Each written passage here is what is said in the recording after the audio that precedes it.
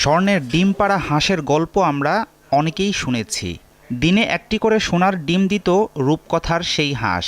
গল্পের মতো স্বর্ণের না হলেও কালো রঙের ডিম পাড়ছে ভোলার চরফ্যাশনের একটি পাতিহাঁস। উপজেলার দাসকান্দি গ্রামে ঘটেছে অবাক করা এই ঘটনা।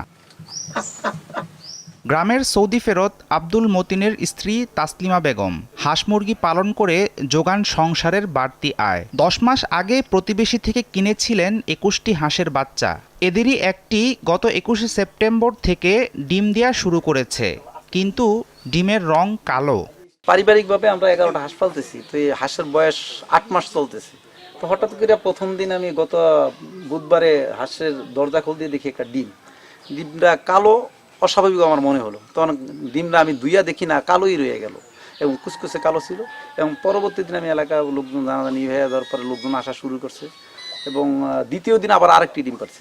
এই নিয়ে এলাকা মোটামুটি কৌতূহল সৃষ্টি হয়েছে। কালো রঙের ডিম এর আগে কে কবে শুনেছে? বিরল এই ঘটনায় তাই অবাক এলাকাবাসী। কালো ডিম আর হাঁসটিকে এক ঝলক দেখতে মতিনের বাড়িতে প্রতিদিন ভিড় জমাচ্ছে উৎসুক জনতা।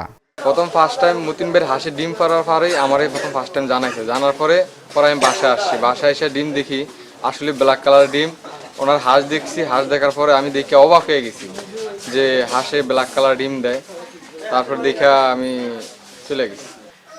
আমাদের পার্শ্ববর্তী এলাকায় শুনলাম যে একটা হাঁসে আপনার কালো ডিম দিয়েছে, সেই ক্ষেত্রে আমরা দেখতে আসছি সবাই মিলে।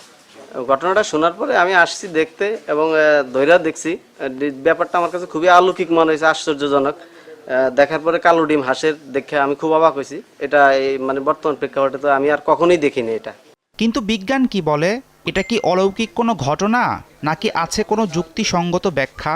সাধারণত আমাদের বাংলাদেশে যে হাঁসগুলি আমরা পালন করি, বিদেশি এবং দেশি জাতের হাঁস, তার মধ্যে কোনো জাতি এই কালো রঙের ডিম পাড়ে না। সেক্ষেত্রে আমরা ধারণা করছি যে চরফ্যাশন উপজেলা উপকূলীয় অঞ্চল, সেখানে প্রতি বছর শীতকালে ছাইবেরিয়া থেকে প্রচুর পরিমাণে ওয়াইল্ড ডাক এখানে আসে। সেই ক্ষেত্রে এই বর্তমান হাঁসটির পূর্বপুরুষের সাথে কোনো এক সময় সংকরায়ন হতে পারে, অথবা কোনো খাদ্যের সাথে এই ধরনের একটি পিগমেন্ট সে যদি খায়, সেক্ষেত্রেও এই ধরনের ডিমের কালার আসতে পারে, অথবা তার জরায়ুতে যদি কোনো সমস্যা থাকে সেক্ষেত্রে এটা হতে পারে। সেই ক্ষেত্রে এটা পরীক্ষা নিরীক্ষা ছাড়া বলা যাবে না। এই জন্য আমরা 7 দিন এটাকে পর্যবেক্ষণে রেখে আমরা নমুনা সংগ্রহ করে আমরা পরীক্ষাগারে পাঠাবো এবং পরবর্তীতে আমরা নিশ্চিত হব যে আসলে বিষয়টা কী হয়েছে। ভোলায় কয়েক হাজার হাঁসের খামার থাকলেও কোথাও ঘটেনি এমন কাণ্ড। অনেকের মধ্যেই কৌতূহল, হাঁসটা কি কালো রঙের ডিমই দিতে থাকবে, নাকি আবার রং বদলাবে?